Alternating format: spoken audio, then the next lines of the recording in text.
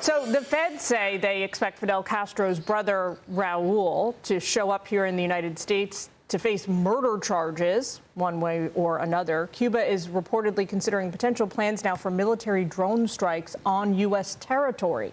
That is just some of what I asked Cuba's Foreign Minister, Bruno Rodriguez, about today in our exclusive sit-down. President Trump, over the last week, said that Cuba is a failing nation multiple times. What's your response to those comments? If the Cuban state would be an inefficient state and the Cuban economy would not be viable, what would be the use for an executive order by the President of the United States issued on January the 29th declaring a complete energy blockade against Cuba? What would be the need? Executive order of May the 1st establishing secondary sanctions against all the economic counterparts of Cuba in the world. They have also resorted to military threat.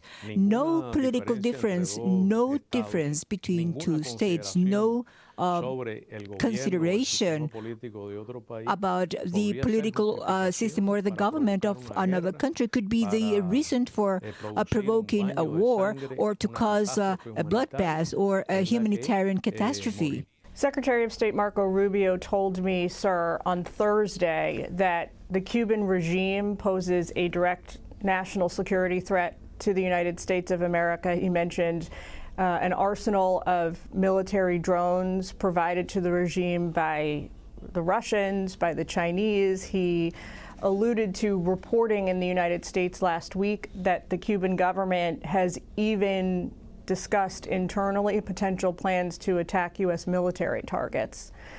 Is any of that true? Well, just imagine Cuba is a small island, 100,000 square kilometers and 10 million inhabitants.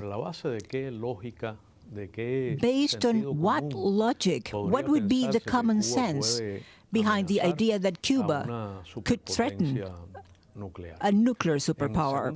Second, we will have to ask the Secretary of State if he has any evidence. I have heard him lying on and on regarding this issue.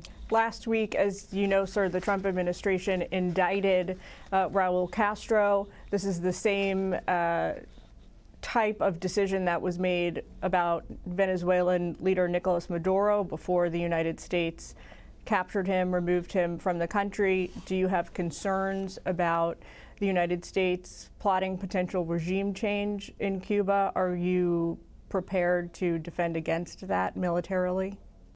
We will have to ask the U.S. government, why did it wait for 30 years to do this? We will have to ask, what is the ethical value, what is the legal value behind these allegations right now, or if this is part of the political narrative aimed at manipulating the U.S. public opinion to justify a military aggression against Cuba. Secretary Rubio made a video last week where he spoke to the Cuban people directly, and he said the real reason for your suffering right now is because the Cuban regime has plundered all of your country's resources. What's your response to that?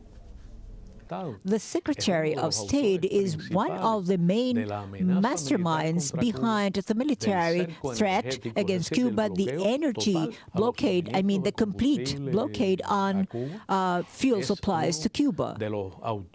He was one of the authors of the extreme tightening of the blockade against my country in all areas. However, he lies on and on. He continuously intends to deceive the public opinion in the U.S., the U.S. Congress, and the international community. I have heard him say very often that the blockade, that is, the energy blockade, does not exist. This message has been incorporated as an unfortunate act to the perception Cubans have about the Secretary of State. He was not born in Cuba. He does not know Cuba. He knows nothing about Cuba. So we have reached out to the State Department. We are waiting to hear back with their response to the foreign minister's accusations against Secretary Rubio. His comments about the Trump administration, we'll bring that to you when we have it. Be sure to like and subscribe for all the Fox News latest on YouTube and catch full shows streaming now on Fox One.